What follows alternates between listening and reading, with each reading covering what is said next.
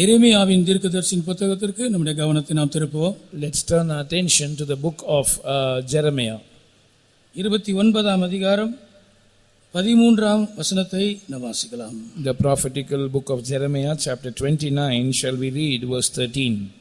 And ye shall seek me and find me when ye shall search for me with all your heart. உங்கள் முழு இருதயத்தோடும் என்னை தேடினீர்களானால் என்னை தேடுகையில் கண்டுபிடிப்பீர்கள். கர்த்தருடைய நாமத்துக்கு மகிமை உண்டாகட்டும். Glory be to the name of the Lord. ஒரு கடினமான காலகட்டத்திலே ஊழியம் செய்த ஒரு தீர்க்கதரிசி தான் எரேமியா. Jeremiah was a prophet who ministered in the midst of a difficult time. தேவனுடைய ஜனங்கள் பலவிதமான பிரச்சனைகளை அவர்கள் சந்தித்துக் கொண்டிருந்தார். The people of God of his days were facing many problems. அப்படிப்பட்ட சந்தர்ப்பத்திலே தேவனுடைய வார்த்தை எரேமியாவுக்கு உண்டானது.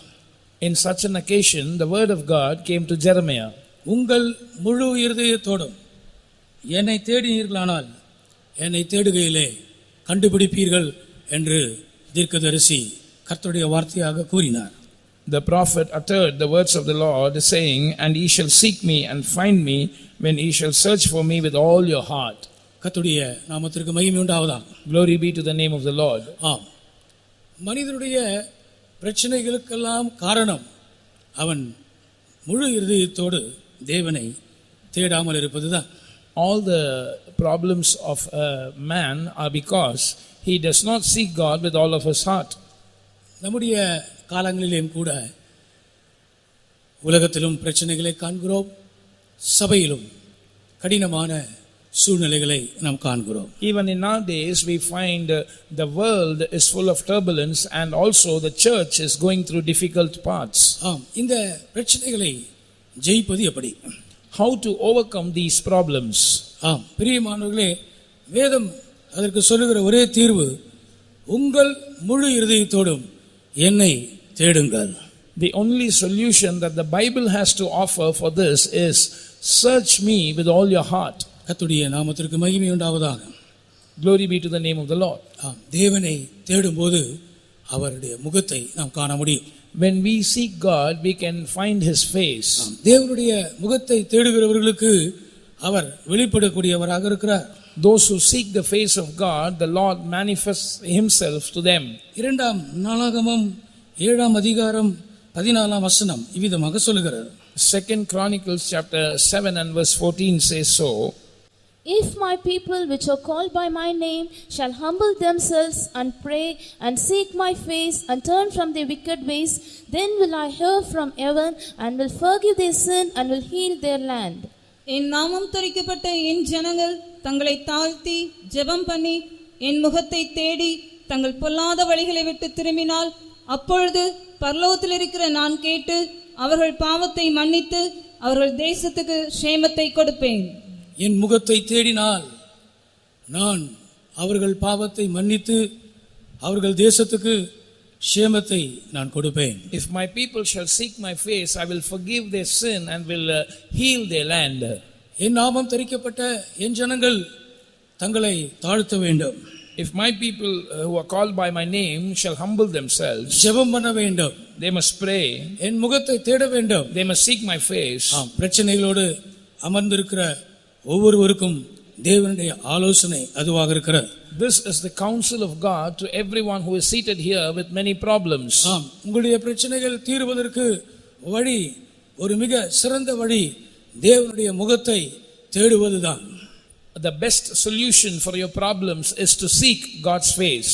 தேவனுடைய முகத்தை நீங்கள் காணும் பொழுது, அவர் உங்களுக்கு வெளிப்படும் பொழுது நீங்கள் வெற்றி பெற்றவர்களாய் மாறுகிறீர்கள். When you seek the face of God and when the Lord reveals himself to you, you become overcomers.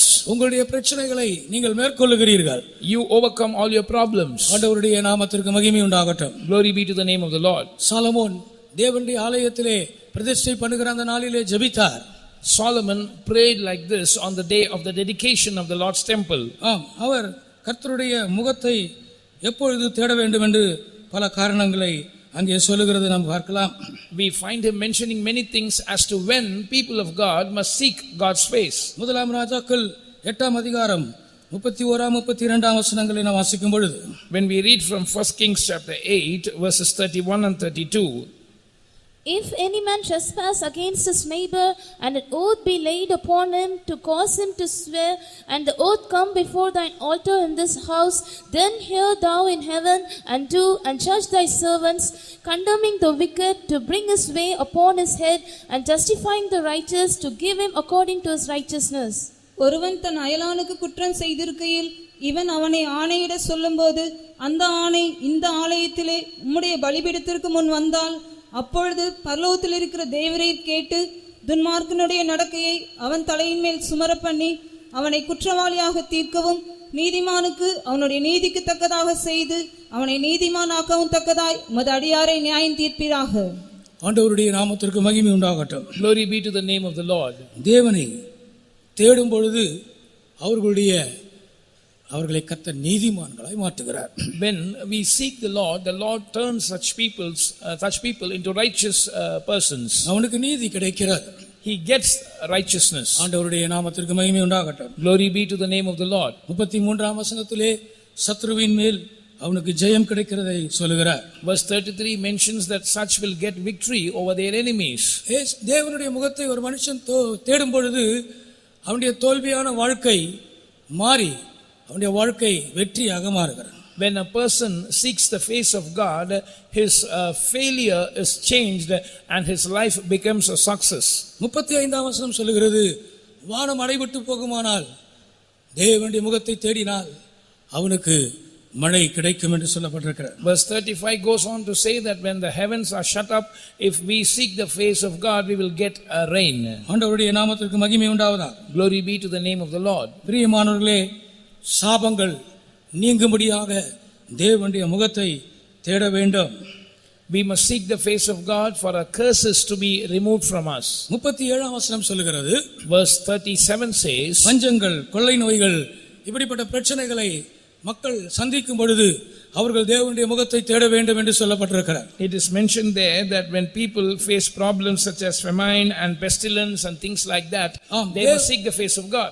தேவனுடைய முகத்தை அவர்கள் கண்டுபிடிப்பார்களானால், முழு இருதயத்தோடும் அவர்கள் தேடுவார்களானால், அவர்கள் ஆரோக்கியமான ஒரு உலகத்தை பெற்றுக்கொள்வார்கள். If people of God seek the face of God with all their heart, and if they happen to find him, then the whole land will find health and cure.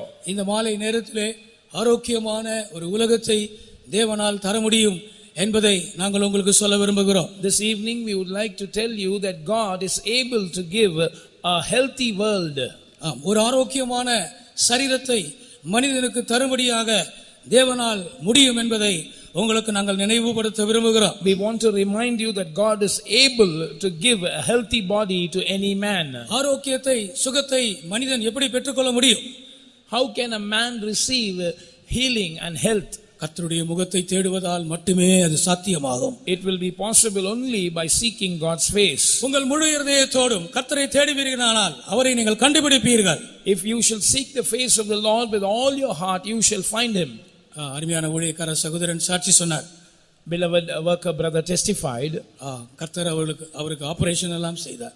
God did an operation on his body.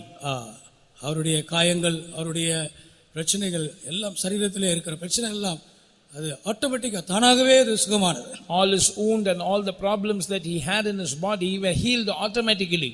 பிரியமானவர்களே, தேவனை தேடினால் நீங்கள் சுகத்தை பெற்றுக்கொள்வீர்கள். Beloved people of God, if you shall seek the Lord, you will receive healing. நீங்கள் தேவனை முழு இருதயத்தோடு தேடுவீர்களானால் நீங்கள் ஆரோக்கியத்தை பெற்றுக்கொள்வீர்கள். If you will seek the Lord with all your heart, you will receive healing.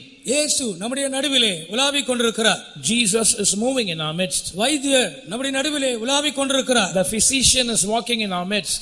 பிரியமானவர்களே, அறுவை சிகிச்சை நிபுணர் நம்முடைய நடுவிலே உலாவிக் கொண்டிருக்கிறார். The expert in operation is seated in our midst. He is moving in our midst. ஆனால் ஒரு கண்டிஷன்.